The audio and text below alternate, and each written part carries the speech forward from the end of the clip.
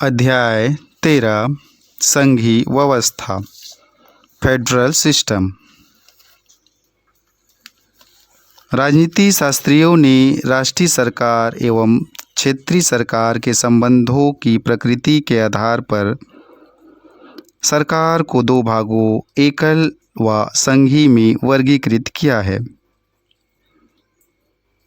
परिभाषा के अनुसार एकल या एकात्म सरकार वह है जिसमें समस्त शक्तियाँ एवं कार्य केंद्रीय सरकार और क्षेत्रीय सरकार में निहित होती है। दूसरी ओर संघीय सरकार वह है जिसमें शक्तियाँ संविधान द्वारा केंद्र सरकार एवं क्षेत्रीय सरकार में विभाजित होती है। दोनों अपने अधिकार क्षेत्रों का प्रयोग स्वतंत्रता पूर्वक करते हैं। संघीय एवं एकात्म सरकार की तुलनात्मक विशेषता। संघीय सरकार पहला दोहरी सरकार अर्थात राष्ट्रीय एवं क्षेत्रीय सरकार। दूसरा लिखित संविधान।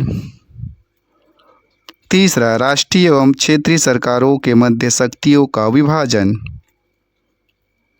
चौथा संविधान की सर्वोच्चता। पांचवा कठोर संविधान। छठा स्वतंत्र न्यायपालिका। सातवां द्विसदनी विधायिका। एकात्म सरकार पहला एकल सरकार राष्ट्रीय सरकार होती है जो क्षेत्रीय सरकार बना सकती है। दूसरा संविधान लिखित भी हो सकता है जैसे फ्रांस या अलिखित जैसे ब्रिटेन भी। तीसरा शक्तियों का कोई विभाजन नहीं होता तथा समस्त शक्तियां राष्ट्रीय सरकार में निहित होती है। चौथा संविधान सर्वोच्च भी हो सकता है जापान और नहीं भी ब्रिटेन। पांचवा संविधान कठोर भी हो सकता है जैसे फ्रांस या लचीला ब्रिटेन। छठा न्यायपालिका स्वतंत्र भी हो सकती है नहीं भी। सातवां विधायिका द्विसदनी भी हो सकती है जैसे ब्रिटेन और एक सदनी चीन भी।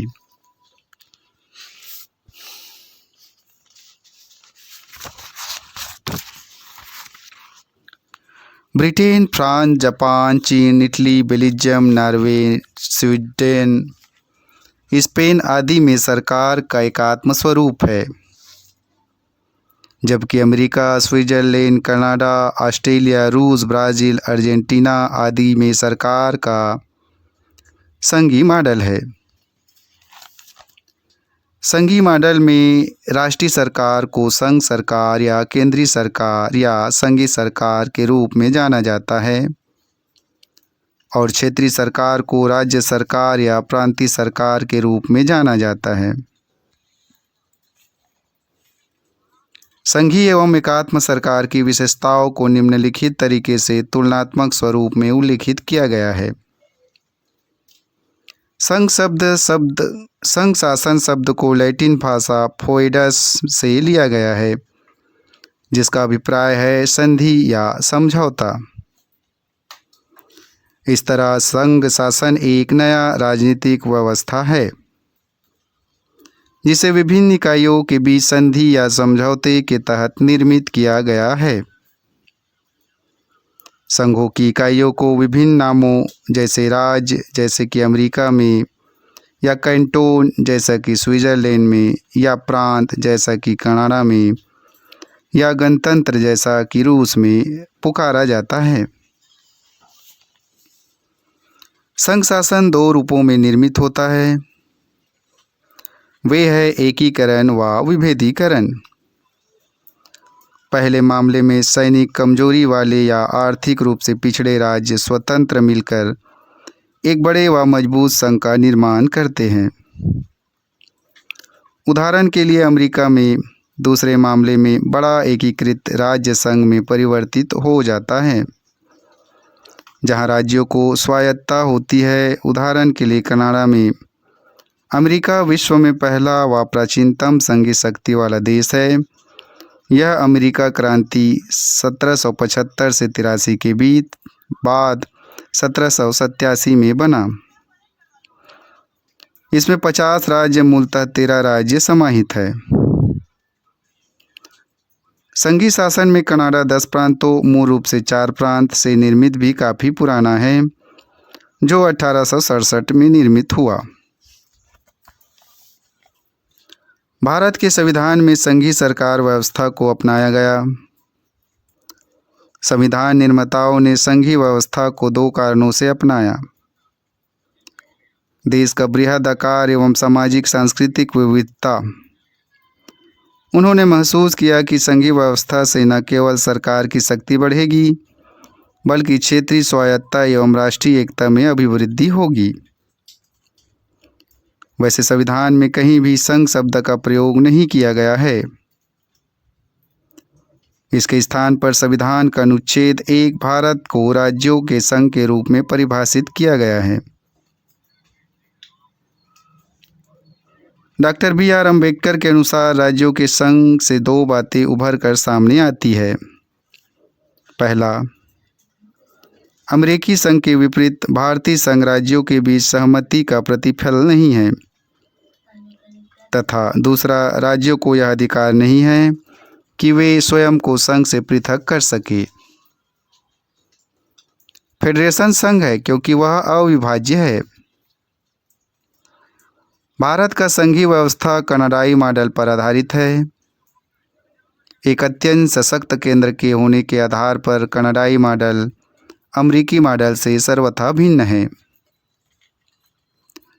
भारतीय संघीय व्यवस्था कनाडाई व्यवस्था से इन आधारों पर समानता प्रदर्शित करती है। पहला, इसका निर्माण यानी कि विघटित होने के तरीकों।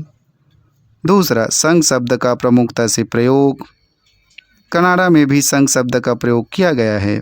तीसरा, इसकी केंद्रीकरण की प्रवृत्ति, राज्यों की तुलना में केंद्र का ज़्यादा शक्तिशाली होना।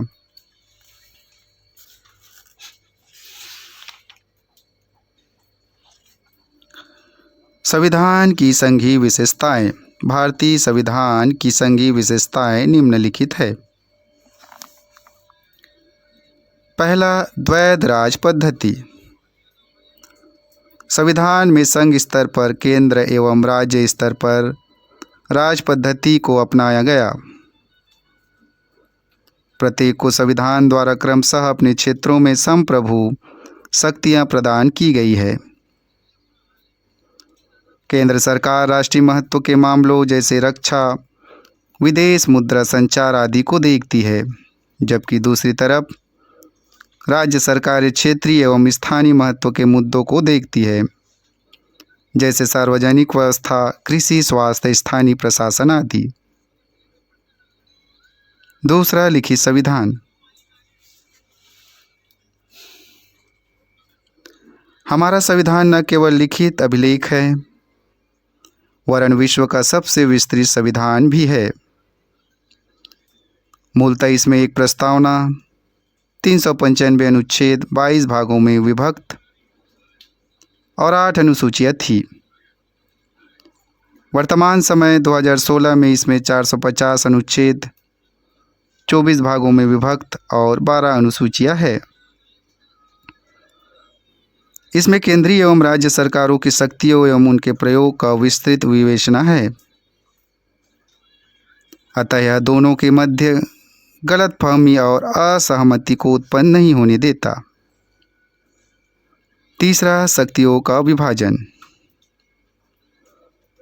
संविधान में केंद्र एवं राज्यों के बीच शक्तियों का विभाजन किया गया। इनमें 7वीं अनुसूची में केंद्र, राज्य एवं दोनों से संबंधित सूची निहित है। केंद्र सूची में 100 विषय मूलतः 97, राज्य सूची में 61 विषय मूलतः 67 और समवर्ती सूची में 52 विषय मूलतः 47 है। समवर्ती सूची के विषयों पर केंद्र एवं राज्य दोनों कानून बना सकते हैं। टकराव की स्थिति में केंद्र की विधि प्रभावी होगी। अवशेषी विषय अर्थात जो किसी भी सूची में नहीं है, केंद्र को दिए गए हैं। चौथा, संविधान की सर्वोच्चता। संविधान सर्वोच्च है। केंद्र या राज्य सरकार द्वारा प्रभावी कानूनों के विषय में इसकी व्यवस्था सुनिश्चित होनी चाहिए, अन्यथा उन्हें उच्चतम न्यायालय या उच्च न्यायालय में न्यायिक समीक्षा के तहत अवैध घोषित किया जा सकता है। इस तरह सरकार के घटकों विधायिका, कार्यकारी एवं न्यायिक को दोनों स्तरों पर संविधान द्वारा विधित क्षेत्र के अंतर्गत कार्य करना चाहिए। पांचवा, कठोर संविधान। संविधान द्वारा शक्तियों का विभाजन एवं संविधान की सर्वोच्चता तभी बनाई रखी जा सकती है जब संविधान में संशोधन की प्रक्रिया कठोर हो। यद्यपि संविधान में संशोधन इस सीमा तक कठोर है जिससे वे प्रावधान जो संघीय संरचना यथा केंद्र राज्य संबंध एवं न्यायिक संगठन से संबंधित है, मात्र केंद्र एवं राज्य सरकारों की समान संस्तुति से ही संशोधित किए जा सकते हैं। इन प्रावधानों के संशोधन हेतु संसद के विशेष बहुमत एवं संबंधित राज्यों में से आधे से अधिक की स्वीकृति अनिवार्य होती है। छठा, स्वतंत्र न्यायपालिका। संविधान ने दो कारणों से उच्चतम न्यायालय के नेतृत्व में स्वतंत्र न्यायपालिका का गठन किया है। एक, अपनी न्यायिक समीक्षा के अधिकार का प्रयोग कर संविधान की सर्वोच्चता को स्थापित करना, और दूसरा, केंद्र एवं राज्य के बीच विवाद के निपटारे के लिए। संविधान ने विभिन्न तरीकों से न्यायपालिका को स्वतंत्रता बनाया है, जैसे न्यायाधीशों के कार्यकाल की सुरक्षा, निश्चित सेवा शर्तें आदि। सातवां, द्विसदनी। संविधान ने द्विसदनी विधायिका की स्थापना की है। उच्च सदन राज्यसभा और निम्न सदन लोकसभा। राज्यसभा भारत के राज्यों का प्रतिनिधित्व करती है, जबकि लोकसभा भारत के लोगों पूर्ण रूप से का। राज्यसभा यद्यपि कम शक्तिशाली है, केंद्र के अनावश्यक हस्तक्षेप से राज्यों के हितों की रक्षा करती है।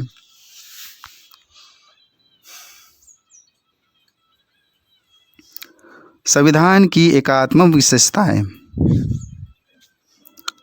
उपरोक्त संघीय ढांचे के अलावा भारतीय संविधान की निम्नलिखित एकात्म या गैर संघीय विशेषताएं भी है, जो इस प्रकार है। पहला, सशक्त केंद्र। शक्तियों का विभाजन केंद्र के पक्ष में है, जो कि संघीय दृष्टिकोण के काफी विरुद्ध है। प्रथमतः केंद्रीय सूची में राज्य के मुकाबले ज़्यादा विषय है। दूसरा, केंद्रीय सूची में ज़्यादा महत्वपूर्ण विषय शामिल हैं। तीसरे, समवर्ती सूची में केंद्र को ऊपर रखा गया है। अंततः अवशेषित शक्तियों में भी केंद्र प्रमुख है, जबकि अमेरिका में ये राज्यों में निहित है। इस तरह संविधान केंद्र को सशक्त बनाता है। दूसरा, राज्य अनश्वर नहीं। अन्य संघों के विपरीत भारत में राज्यों को क्षेत्रीय एकता का अधिकार नहीं है। भारत एक तरफा कार्यवाही द्वारा उनके क्षेत्र, सीमाओं या राज्य के नाम को परिवर्तित कर सकती है, अर्थात इसके लिए साधारण बहुमत की जरूरत होती है, न कि विशेष बहुमत की। इस तरह भारतीय संघ अनश्वर राज्यों का अनश्वर संघ है। दूसरी तरफ अमेरिकी संघ अनश्वर राज्यों का अनश्वर केंद्र है। तीसरा, एकल संविधान। सामान्यतः एक संघ में राज्यों को केंद्र से हटकर अपना संविधान बनाने का अधिकार होता है। भारत में इससे इतर राज्यों को ऐसी कोई शक्ति नहीं दी गई है। भारतीय संविधान सिर्फ केंद्र का ही नहीं, राज्यों का भी है। राज्य एवं केंद्र दोनों को इसी एक ढांचे का पालन अनिवार्य है। संपूर्ण जम्मू एवं कश्मीर एक अपवाद है जिसका अपना राज्य पृथक संविधान है। चौथा, संविधान का लचीलापन। अन्य संघीय प्रणालियों की तुलना में भारतीय संविधान में संशोधन प्रक्रिया कम कठोर है। संविधान के एक बड़े हिस्से को संसद द्वारा साधारण या विशेष बहुमत द्वारा एकल प्रणाली से संशोधित किया जा सकता है। यानी संविधान संशोधन की शक्ति सिर्फ केंद्र में निहित है। अमेरिका में राज्य भी संविधान संशोधन का प्रस्ताव रख सकते हैं।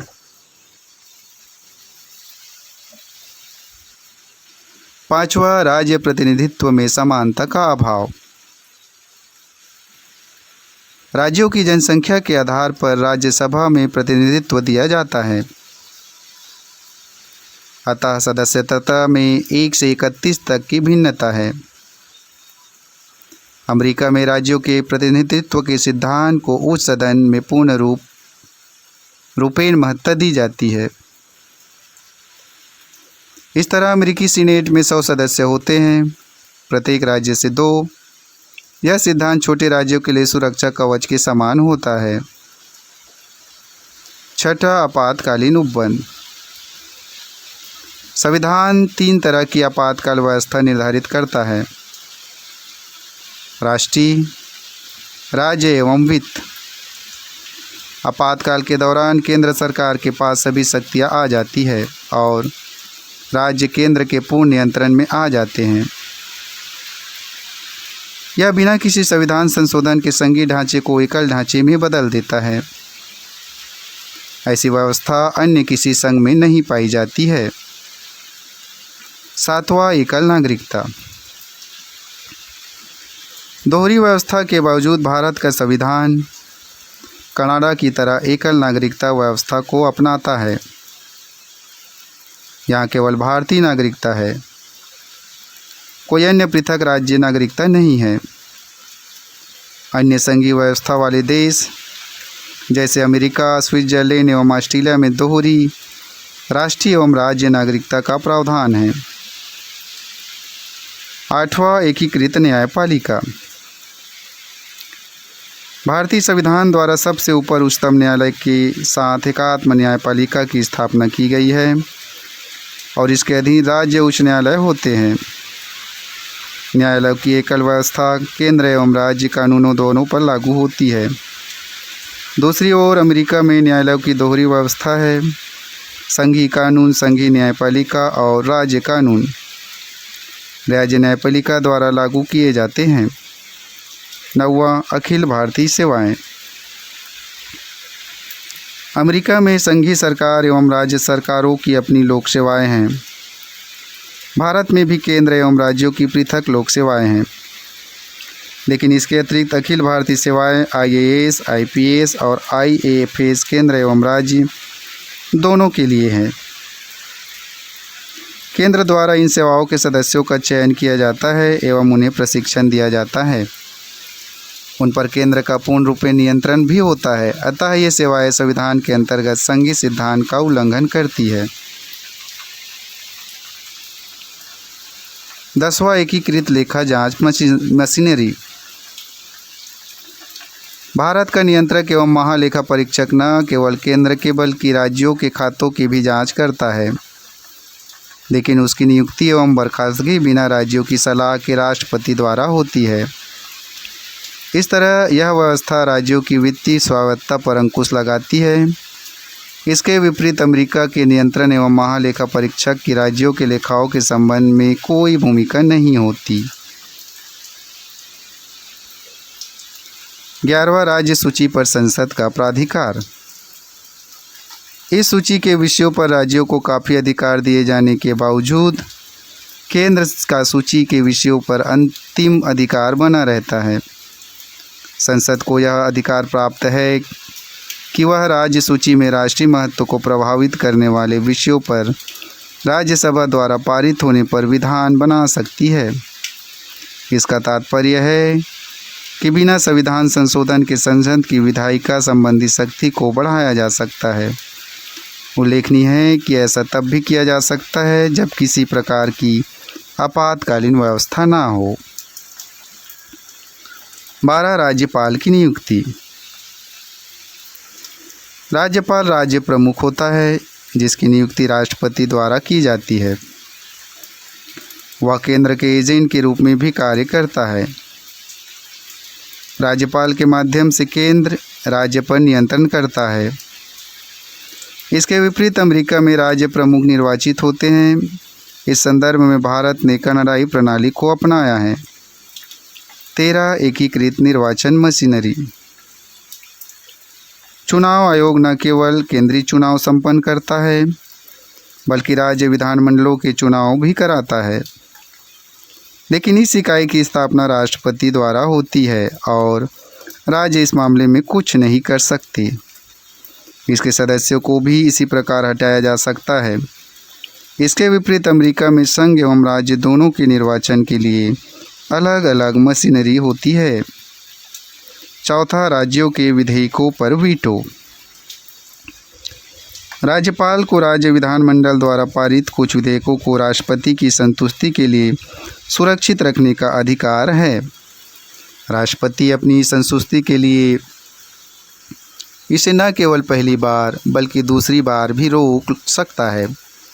इस तरह राष्ट्रपति के पास राज्य विधेयकों पर वीटो अधिकार है, लेकिन अमेरिका व ऑस्ट्रेलिया में राज्य स्वायत्त इकाई है और वहाँ इस तरह की कोई व्यवस्था नहीं है।